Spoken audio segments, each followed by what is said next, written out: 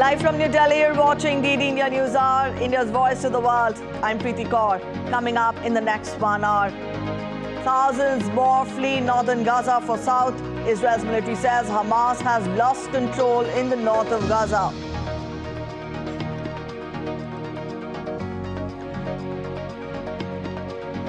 Essential medical supplies and medicines reach Gaza City. Second delivery of vital aid to the hospitals since the conflict began. World leaders to meet in Paris to coordinate aid and help for Gazans. Maritime corridor, flooding hospitals and focus at the conference.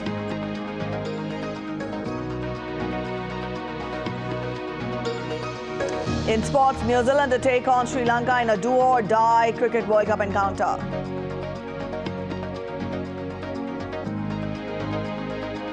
And Real Madrid, Bayern Munich, Inter Milan and Real Sociedad all qualify for the last 16 of the Champions League.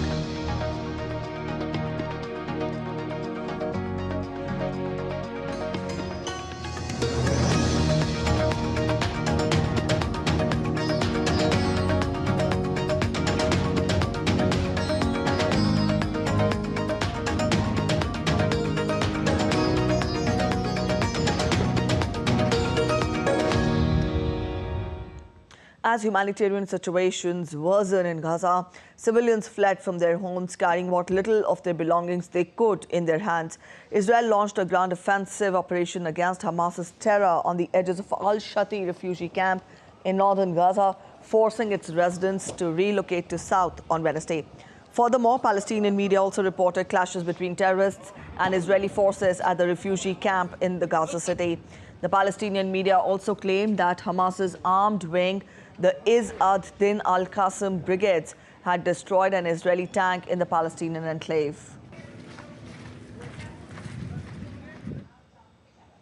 Israel's military spokesperson, Rear Admiral Daniel Hagari, said that Hamas is losing its grip from northern Gaza as residents flee to the south. We saw 50,000 Gazans move from the northern Gaza Strip to the south. They are moving because they understand that Hamas has lost control in the north and that the south is safer. There is no ceasefire. We are at war with Hamas. The public under Hamas is fleeing south because they understand that Hamas is using them as human shields. There are humanitarian pauses. We are not at war with the population of Gaza.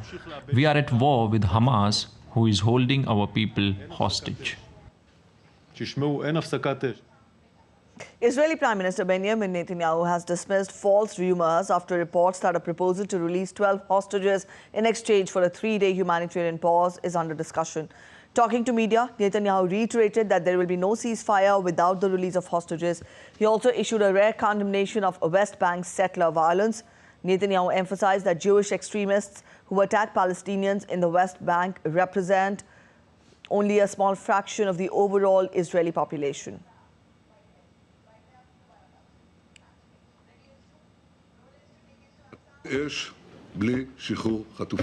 There will be no ceasefire without the release of our hostages. Anything else is futile. There is a tiny handful of people who do not represent this public, who take the law into their own hands. We are not prepared to tolerate it. We are not about to accept it.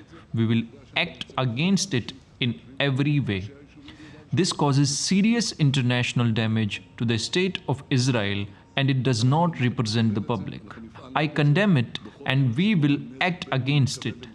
And I know I represent all the people sitting here, the heads of the settlements in Judea and Samaria, and the people who settle in Judea and Samaria. Thank you very much. Israeli Prime Minister Benjamin Netanyahu met his Dutch counterpart Mark Rutte on Wednesday at his office in Jerusalem. According to the Israeli government's press office, Netanyahu thanked Rutte for his friendship and support that is helping Israel during the time of war. Now, this is Rutte's second visit to Israel since the beginning of the Israel-Hamas conflict.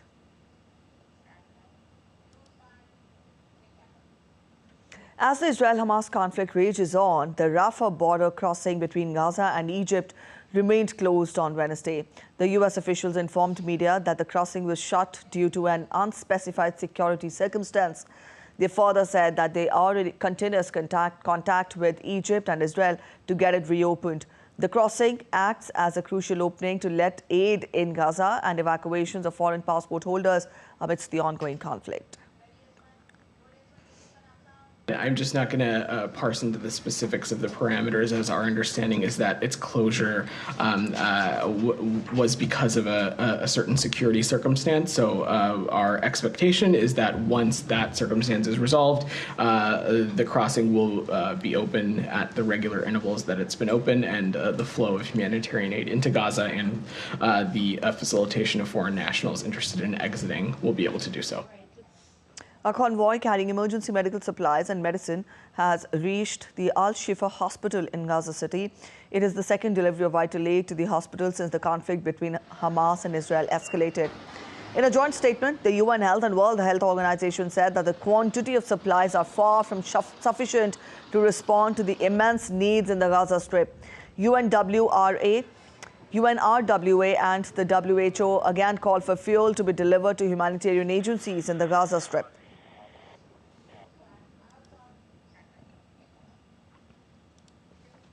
Italy on Wednesday sent a hospital ship close to the coast of Gaza to help treat victims of Israel-Hamas conflict. Italian Defense Minister said that the ship left the Italian port with 170 staff members, including 30 people trained for medical emergencies. It is among the G7 foreign ministers that urged for the humanitarian pauses in Israel-Hamas conflict in order to facilitate entry of aid and hostage-taking process.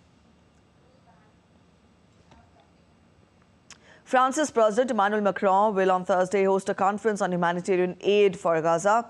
Thursday's aid conference has been put together in a hurry on the sidelines of the annual Paris Peace Forum on 10th and 11th of November. International concern over fate of Gaza's civilians has strengthened calls for humanitarian pauses. Also, maritime corridor, floating hospitals and better aid coordination for Gazans are in focus at the Paris conference. The UN estimates that $1.2 billion in aid will be needed for population of Gaza and the West Bank from now until the end of the year. On Wednesday, the Israeli Defense Forces said that it was attacking infrastructure in Lebanon controlled by Iranian-backed Hezbollah in response to rocket launches aimed at northern Israel in recent days. A video released by Israel's military showed several aerial shots of what it said were targets being hit near the Beranit area of northern Israel. On Friday, Hezbollah leader Nasrallah warned Washington that avoiding a regional war depends on stopping the Israeli offensive. Since October 8th, Hezbollah has been exchanging fire with Israeli troops at the Lebanon border, the most significant escalation since a 2006 war. Members of many international NGOs gathered near the Eiffel Tower in Paris on Wednesday to ask for a ceasefire in the Gaza Strip to stop the civilians' suffering. The words ceasefire now were projected on the walls with the Eiffel Tower as a backdrop. Doctors in Gaza have reported that patients arriving to the hospitals are exhibiting symptoms of diseases brought on by overcrowding and inadequate sanitation. British Foreign Minister James Cleverly arrived in Saudi Arabia on Thursday to drive diplomatic efforts to find a resolution to the conflict in Gaza and southern Israel. Cleverly will meet with foreign ministers from the Middle East and will discuss efforts to prevent wider regional escalation, including in Lebanon and Yemen. He will also discuss initiatives to increase the volume of aid reaching civilians in besieged Gaza and ensure a pipeline of funds and supplies to support the relief effort.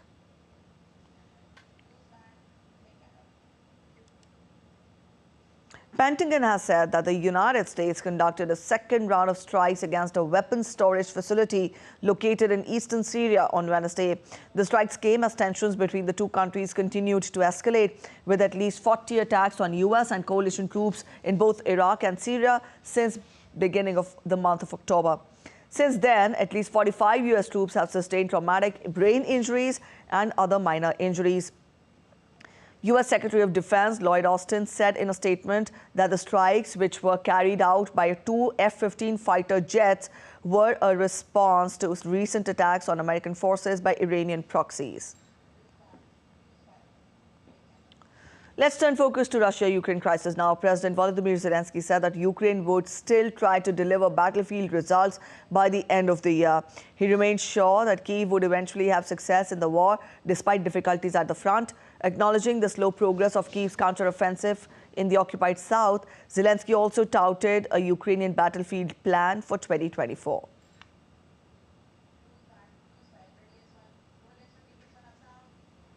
We have planned, we have very concrete cities, very concrete directions, where we go, where we have counter-offensive. We have some slow steps forward, like you said, on the south of our country. Also, we have steps on the east, and some I think, good steps near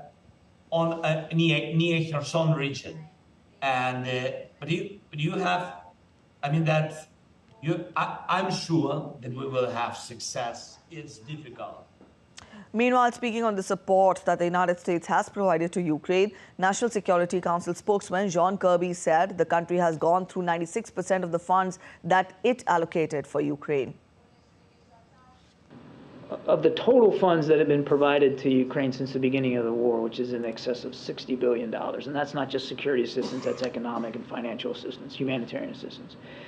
We've gone through about 96% of what's left, and greater than 90% of security assistance, replenishment funds, have been expended now.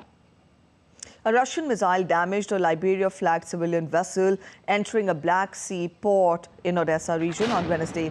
The Ukrainian officials said one person was killed, 3 crew members, citizens of the Philippines, and 1 port employee were injured in the attack. After pulling out of the UN brokered deal that guaranteed safe shipments of Ukrainian grain via the Black Sea, Russia has been repeatedly attacking Ukrainian port infrastructure. The vessel was supposed to transport iron ore to China.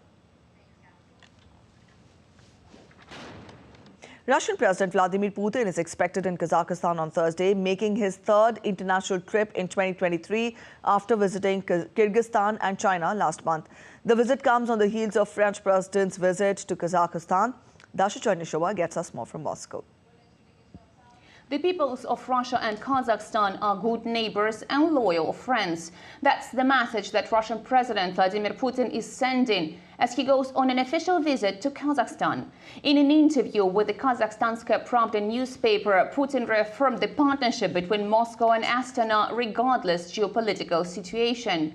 His visit comes days after French President Emmanuel Macron visited Kazakhstan for talks with Kazakh President Kassym-Jomart Tokayev on tighter political dialogue. The Kremlin said Putin's visit has nothing to do with that and says Putin and Tokayev will discuss further development of bilateral relations, concurrent regional and international problems. The two leaders are also expected to participate in the 19th Russia-Kazakhstan Inter-Regional Cooperation Forum via the video link and sign a number of agreements. Putin said in an interview that geography provides Russia and Kazakhstan with significant competitive advantages in the energy sector, in which leading Russian companies and their Kazakh partners are developing fields and establishing joint ventures to process energy resources. He said Russia is ready to assist in the gasification of Kazakhstan's northern and eastern regions in accordance with the gas cooperation roadmap signed by the Kazakh government and Russian gas giant Gazprom. If Kazakhstan decides to build its first nuclear power plant, Putin said Russia's state-owned nuclear energy company Rosatom is ready to develop a relevant project. On his part, President Tokayev said investment cooperation between Russia and Kazakhstan demonstrates the huge potential of bilateral relations. Dasha Chernyshova reporting in Moscow for DD India. We're heading for a short break, but still to come on this edition of DD India News Hour. Amidst Trump denying charges against himself, Ivanka Trump distanced herself from financial documents at the heart of a civil trial. Widespread protests outside courts in Madrid against amnesty law, proposing amnesty for those involved in Catalonia's independence bid. We will tell you about the extreme ill effects of El Nino phenomena on the weather across the Americas.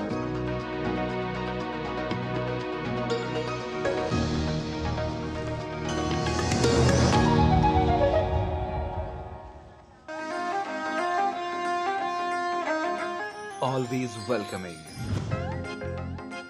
The vibe of Punjab is larger than life.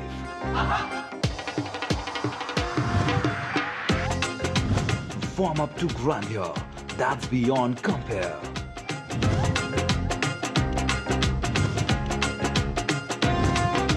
And history that's dotted with tales of bravery.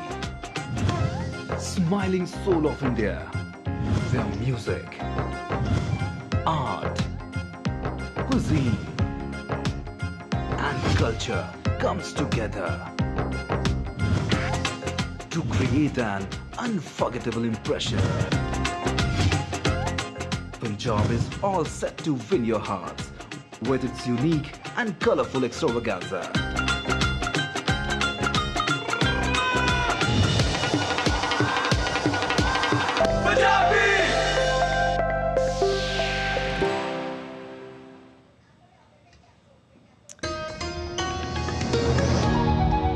Welcome back after the break. You're watching DD India News Hour and I'm Preeti. Let's continue getting you more international updates.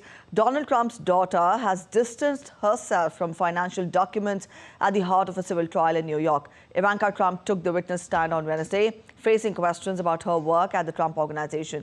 The former president of the United States is accused of inflating his wealth to secure better loans from banks. He denies any wrongdoing, calling the trial a scam. Sally Patterson gets us more. Ivanka Trump is the fourth member of her family to take the stand here in New York City. Her brothers, Eric Trump and Donald Trump Jr., faced questions of their own last week, where they basically said they left financial statements to their accountants. Ivanka repeated a similar narrative, saying she wasn't aware of having any role in preparing them. "I'm not an accountant," she told the court. Donald Trump's eldest daughter worked at the Trump Organization until 2017. Court filings claim that during her time there, Ivanka was involved in negotiating and securing financing for several properties. That includes a hotel in Washington, D.C. and golf resort near Miami. But many questions remain over emails and documents which date back more than a decade. Ivanka said she couldn't recall details within them.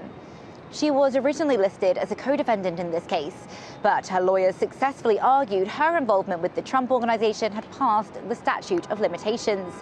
But she was still brought in as a witness, despite trying to get out of doing so, and flew in to New York. Because she's not a defendant, though, no cameras were allowed inside the courtroom to take her picture before proceedings began. Despite attempts to distance herself from the case, prosecutors allege Ivanka was very much involved in the family company. Speaking outside the court, Attorney General Letitia James said the former president's daughter was inextricably tied to the company.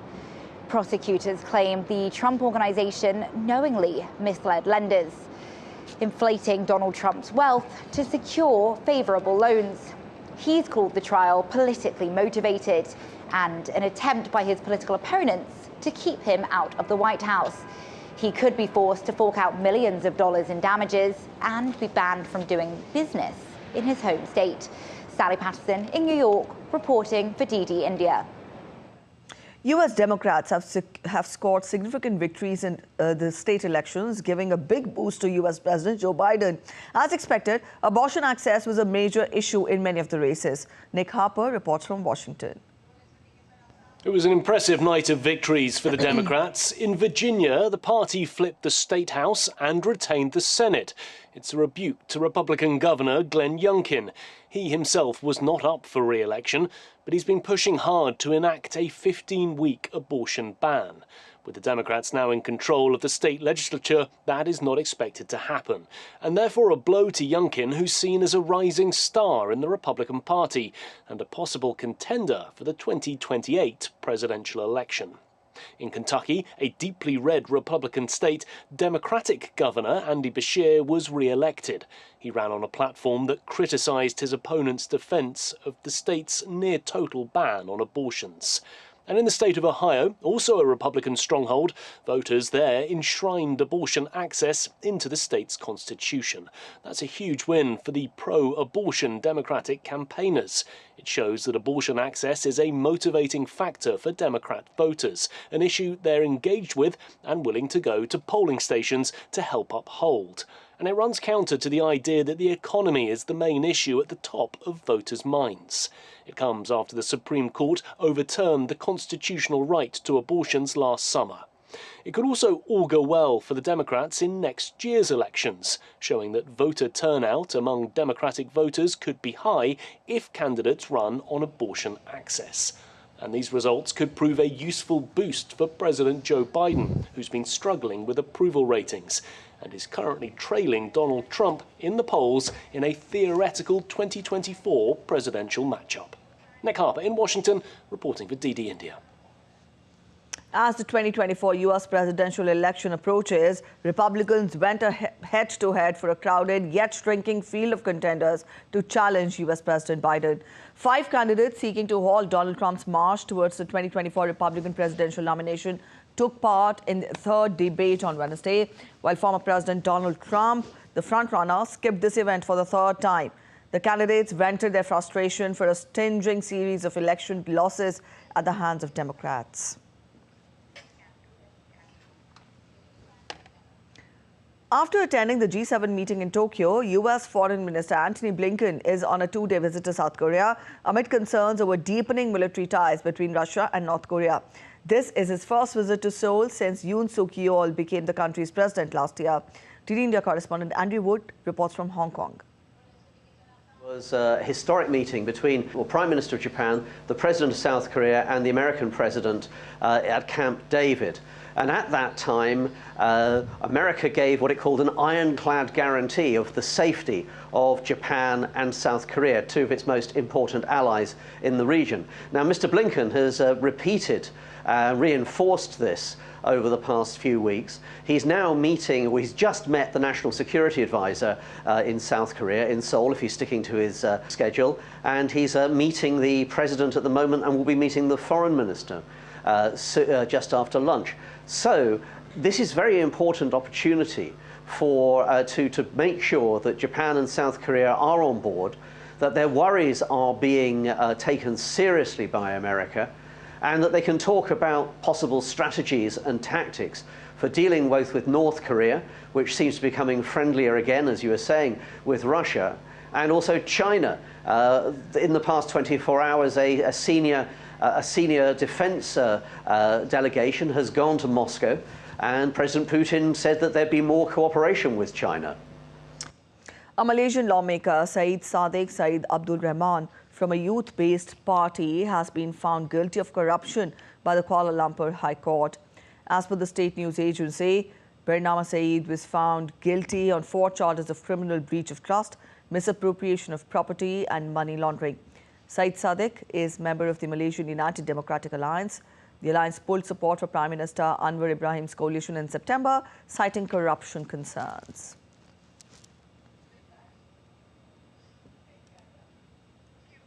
Hundreds of migrants blocked a highway in Chiapas, demanding permits to transit freely through Mexico. A caravan of hundreds of people blocked the highway to demand that immigration authorities grant them permits for free transit through Mexico. The migrants laid down on the roads in protest and shouted slogans demanding documentation.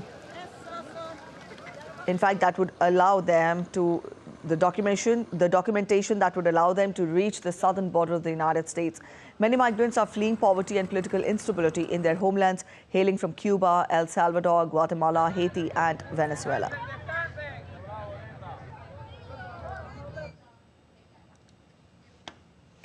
Anti-mining protests that have roiled Panama for the last 2 weeks turned deadly when a man allegedly shot and killed 2 demonstrators.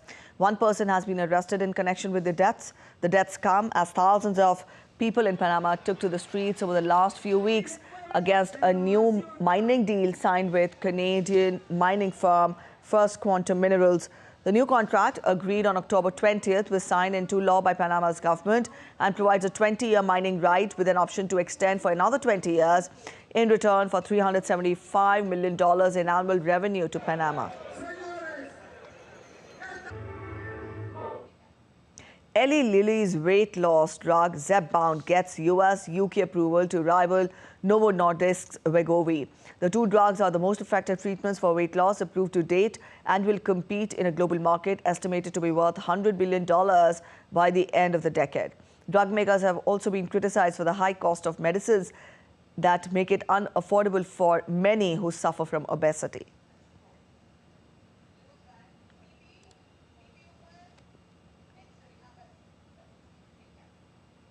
Let's get to weather-related updates now. Heavy rains from El Nino have flooded Ayola's southern Paraguay, leaving hundreds in shelters.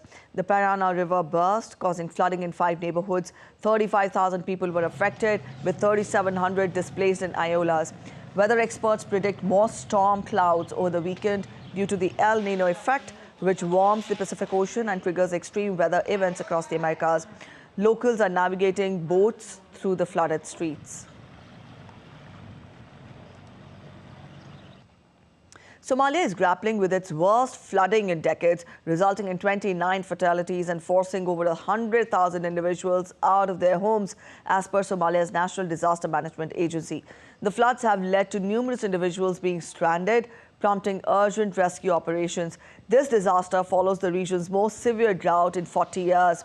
Video footage from the southwest state's city of Baidoa depicts residents wading through inundated streets, highlighting the dire situation there.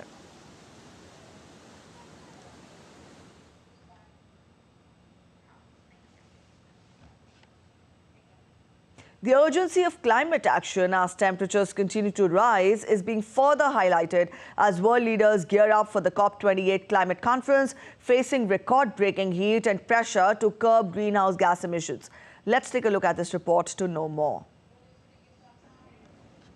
As world leaders prepare to meet in Dubai for the COP28 climate conference, scientists are urging urgent action to curb greenhouse gas pollution.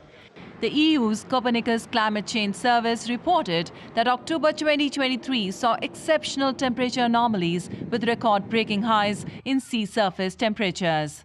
It is climate change driven, and when we look at the data, we can say that the extra heat in the Earth system comes from a range of different locations.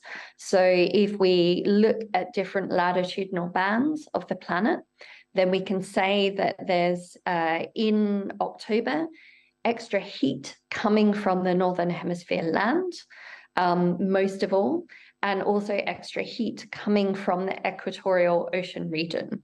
So we know that most of this extra heat is coming north of the equator, and it's a combination of extra heat on land and in the atmosphere and in the ocean.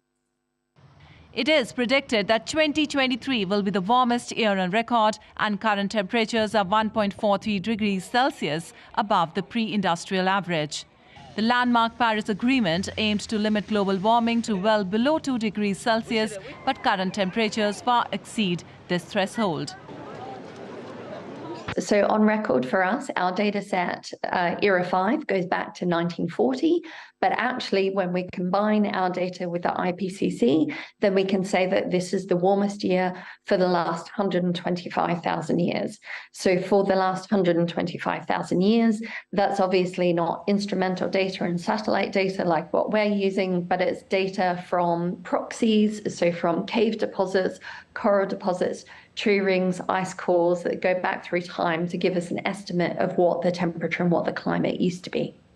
This year has also seen the beginning of a warming El Nino weather phenomena, and scientists warn that if urgent action is not taken, the consequences could be unprecedented in human history. And up next, we take a look at other stories making it to the headlines from across the world. Thousands rallied on Wednesday outside Spanish Socialist Party headquarters in Madrid against proposed an amnesty for those involved in Catalonia's independence bid. The amnesty law, a part of negotiations between the Socialist Party and Catalan separatist parties, has sparked widespread opposition and demonstration. Bolivian devotees celebrated Day of the Dead by blessing Natita skulls at La Paz Cemetery. Now, this tradition is often practiced by indigenous groups. The skulls were decorated with flowers, sunglasses, hats, cigars, and cocoa leaves. The visit showcased the strength of indigenous cultures in Bolivia, where Aymara and Quechua communities are a majority.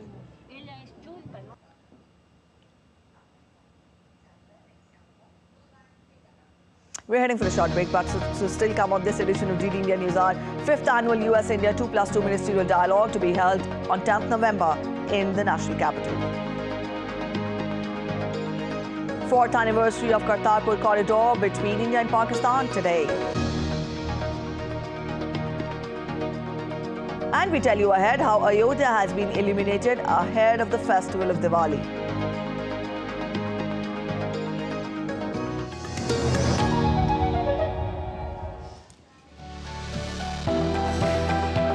Turning crisis into opportunity, transforming ideas into action, stories of real change, tales of sustainable solution.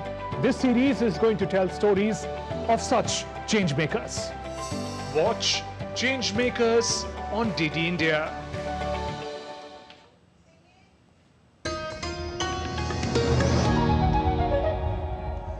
Welcome back after the break. You're watching DD India News Hour and I'm Preeti. In more updates, the upcoming 5th annual US-India 2+2 ministerial dialogue in India's national capital, New Delhi, kickstarts on 10th of November.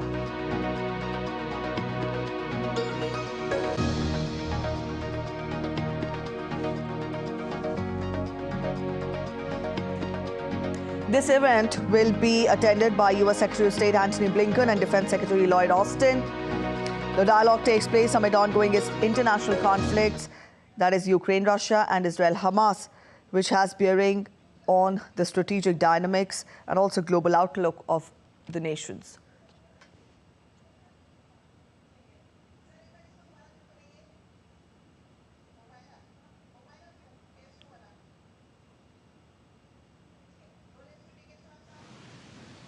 India's Defence Minister Rajnath Singh and Minister of External Affairs Dr. S. Jaishankar will welcome US Secretary of State Antony J. Blinken and Secretary of Defence Lloyd J. Austin III for the 5th India-US 2+2 ministerial dialogue in New Delhi on 10th November 2023. As per India's External Affairs Ministry, the 2+2 will enable a high-level review of progress being made in cross-cutting aspects of defence and security cooperation, technology value chain collaborations, and people-to-people ties.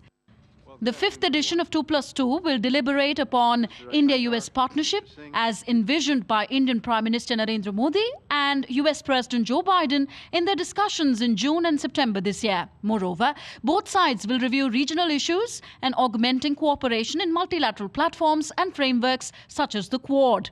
Recalling some critical deliverables in 4th India-US 2+2 ministerial dialogue held in April 2022, the discussions revolved around global partnership and Indo-Pacific cooperation, response to the worsening humanitarian crises in Ukraine, and assessing its broader implications, joint commitment to a free and open Indo-Pacific, innovation and resilient supply chains, climate and clean energy besides global health.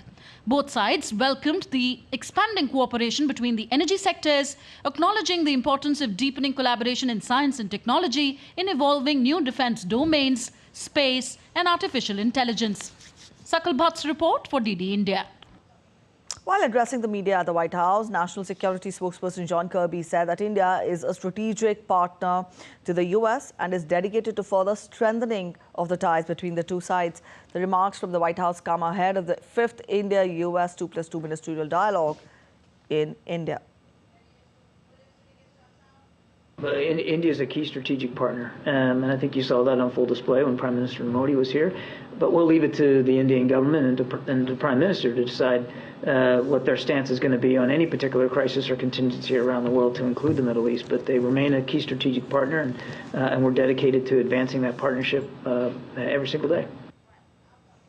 Ahead of the 5th India-US 2+2 ministerial dialogue, former Deputy Assistant Secretary of Defense for South and Southeast Asia, Dr. Joseph H. Felter, has hailed the Indo-US ties, stating defense ministers and foreign ministers of the US will have conversations with their Indian counterparts, and that will underscore the kind of importance US attaches to this dialogue.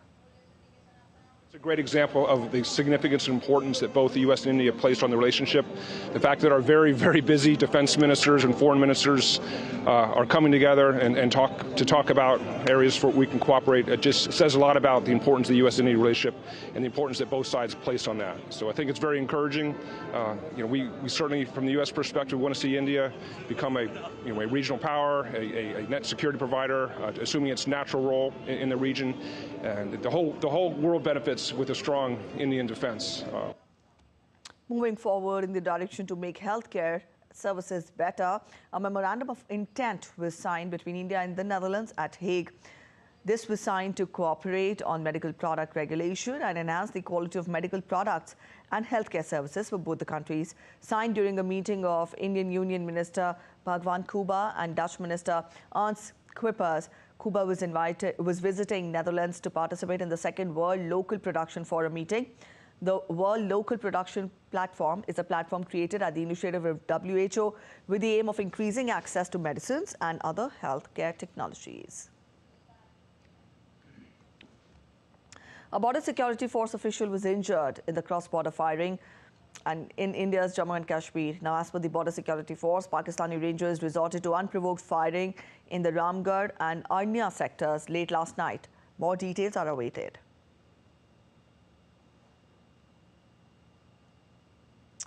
Meanwhile, a terrorist was neutralized in Jammu and Kashmir Shopian district. Incriminate firing and materials including arms and ammunition were recovered from the encounter site. Search operation is underway. The Biennial Dubai Air Show 2023 is being held in the United Arab Emirates from 13th to 17th of November. A contingent from the Indian Air Force has landed at the Al Maktoum International Airport in Dubai to participate in the show. The IAF contingent is comprising of two indigenous platforms, the Light Combat Aircraft LCA Tejas and the Advanced Light Helicopter ALH Dhruv. While the Tejas will be part of both static and aerial displays during the air show, the Sarang helicopter display team will display their formation acrobatics skills. Tejas and Sarang teams have also participated in 2021 edition of Dubai Air Show. The IF contingent is being staged by its C-17 Globemaster III transport aircraft. The teams will first perform on the opening ceremony on 13th November and will thereafter share the airspace with other leading aerial display teams of the world. This will also be an opportunity to showcase the rapid strides made by the Indian aviation industry.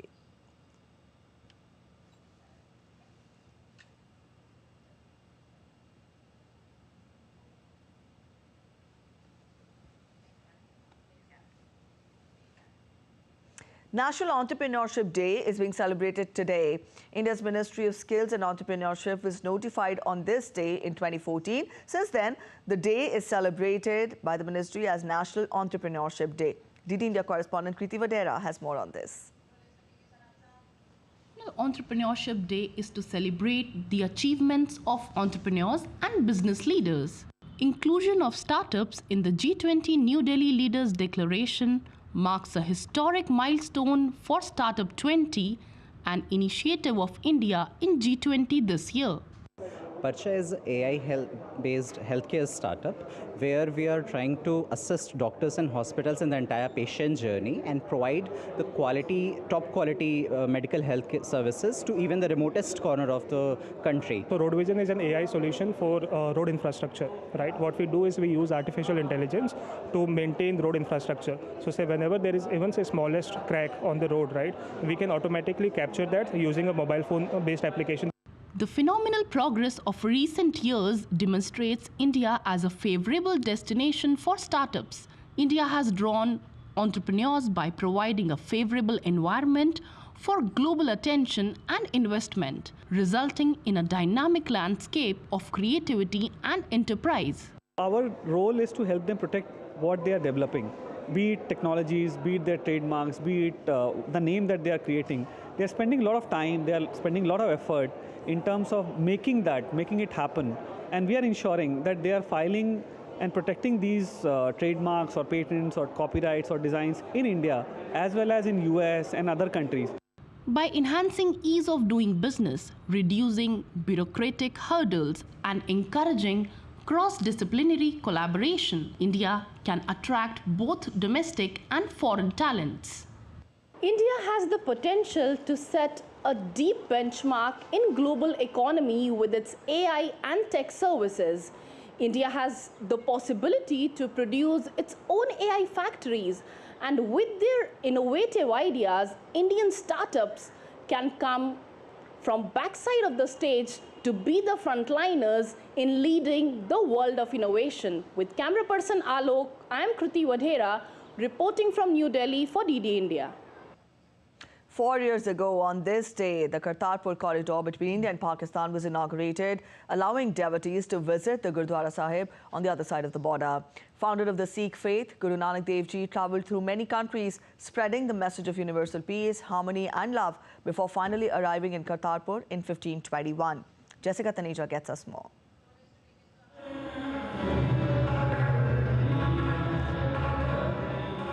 The founder of Sikhism, Guru Nanak Dev, spent the last 18 years of his life here in Pakistan's Kartarpur district. This is the sacred ground where Guru Nanak Dev set up the first Sikh community, laid down the ethical principles, and handpicked the second Guru for the newly established religious faith.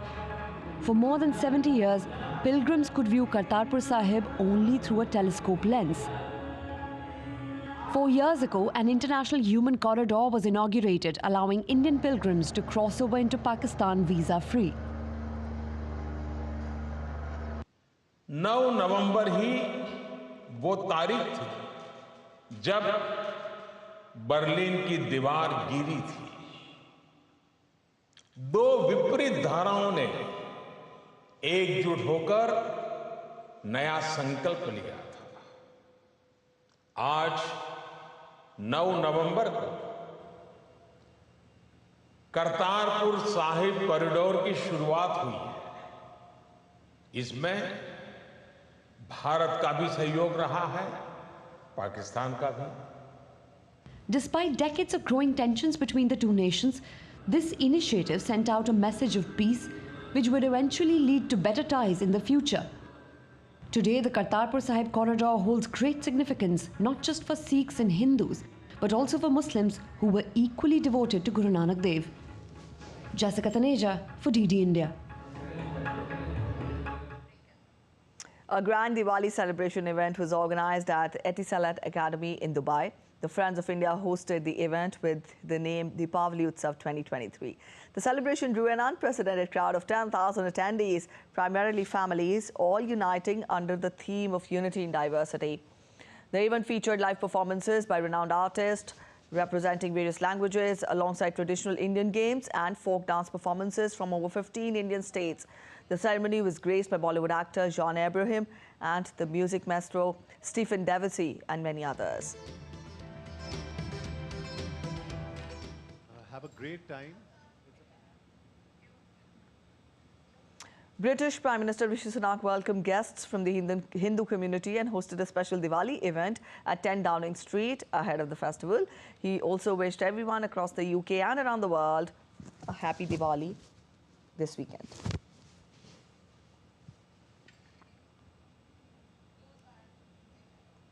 Let's take a look at other stories making it to the headlines from across India. The air quality in Delhi continues to remain in severe category as per the Central Pollution Control Board. The index stood at 450 in the early hours on Thursday. Authorities are also exploring the option to make artificial rain through cloud seeding for the first time in the city to tackle rising pollution.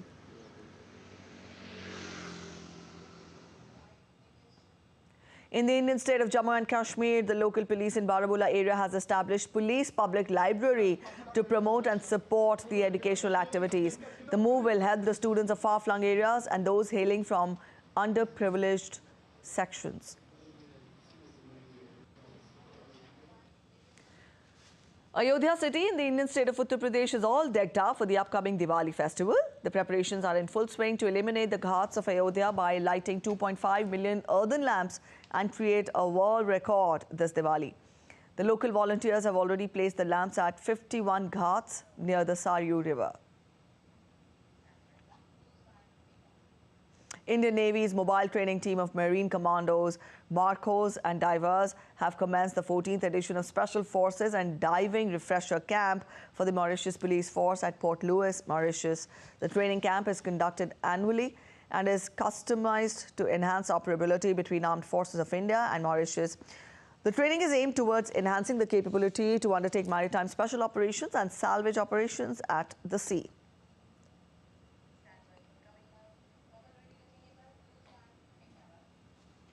We're heading for a short break, but on the other side of the break, Hollywood expected back in action as the SAG-AFTRA union has finally reached a tentative agreement with the Hollywood studios. Meta introduced a new policy to grapple with AI's effects on political advertising. And Netflix restores the historic Egyptian theatre.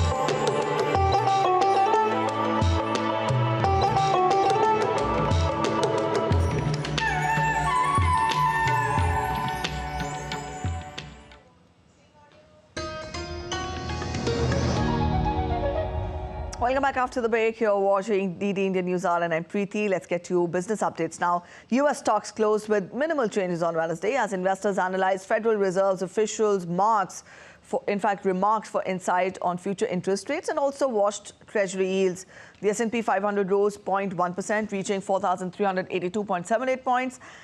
The Nasdaq Composite gained 0.08%, ending at 13,650.41. The Dow Jones Industrial Average fell 40.33 points, or a low of 0.12%. This market outcome was closely scrutinized worldwide.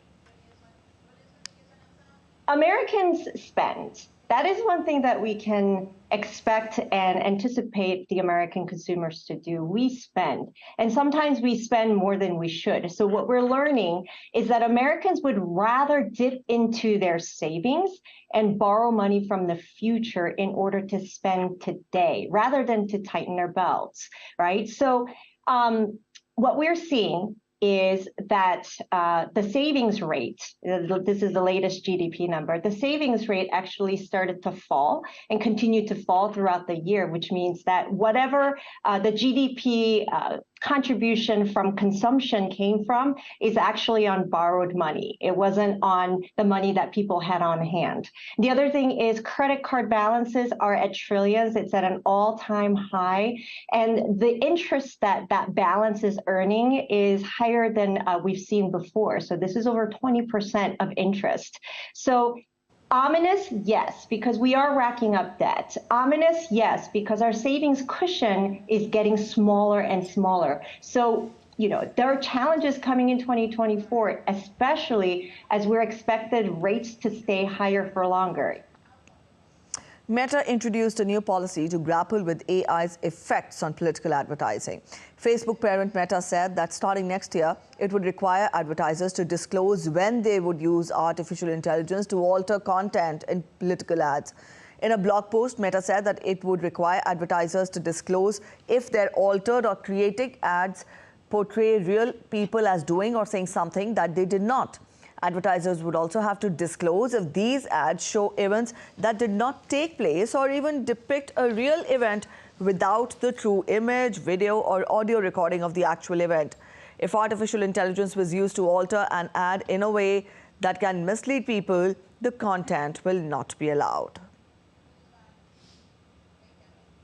The SAG-AFTRA union has reached a tentative agreement with the Hollywood studios to resolve the second of the two strikes that have rocked the entertainment industry since mid-July. The union says that the negotiators have reached a preliminary deal on a new contract with the Alliance of Motion Picture and Television Producers, AMPTP, which represents Walt Disney, Netflix and other media companies. This breakthrough means that Hollywood can now ramp up to full production for the first time since May. Netflix spent $70 million to restore the historic Egyptian theater, famous for hosting Hollywood's first film premiere a century ago. The company aimed to preserve the theater's originality and Egyptian revival design while updating sound and projection equipment. Netflix plans to hold premieres of its films on weekdays, while American Cinematheque will showcase classic films on weekends. The restoration was met with enthusiasm, with Netflix co-CEO Ted Sarandos describing it as a beautiful movie house. Incredible. And if you had seen the theater over the last couple of years before we were able to get in and do this work, you'd see it was showing every bit of its 100 years. And so be able to bring it back, and it's a beautiful movie house, is just an incredible point of pride for us. A quick look at sports updates now. Talking of cricket, with Australia having sealed a semi-final spot with an epic win on Tuesday night, the race is on to grab the fourth and the last remaining berth. New Zealand will emerge as the front-runner to win the sprint if the side can post a victory over Sri Lanka at the M. Chinnaswamy Stadium on Thursday. This will take the Kiwis 2 points clear of the chasing pack, that is Pakistan and Afghanistan. Crucially, New Zealand holds the advantage with the best net run rate among the three teams, but the Kiwis, after starting the World Cup with 4 wins, have fallen out of track, losing their last 4 matches. On the other hand, Sri Lanka, who is out of the reckoning, will play for pride. The defeat to Bangladesh a few days ago effectively ended hopes of progressing to the next stage. A win in their last league game will bring some positivity to an otherwise poor Lankan campaign.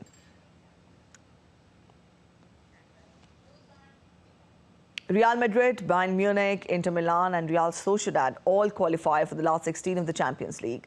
Real Madrid cruised past Sporting Braga at the Bernabeu to reach the last 16 of the Champions League. Harry Kane scored twice as Bayern Munich beat Galatasaray to reach the last 16 of the Champions League. A late penalty by Lautaro Martinez helped Inter Milan book their spot in the Champions League last 16. Real Sociedad edged closer to a place in the knockout stage of the Champions League with a comfortable 3-1 win over Benfica.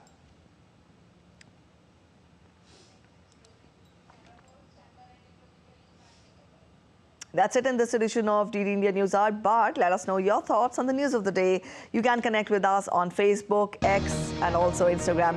We will be back with more news as it breaks here on DD India. I'm Preeti Kaur signing off, and from all of us here in Delhi, thanks for watching DD India News Hour.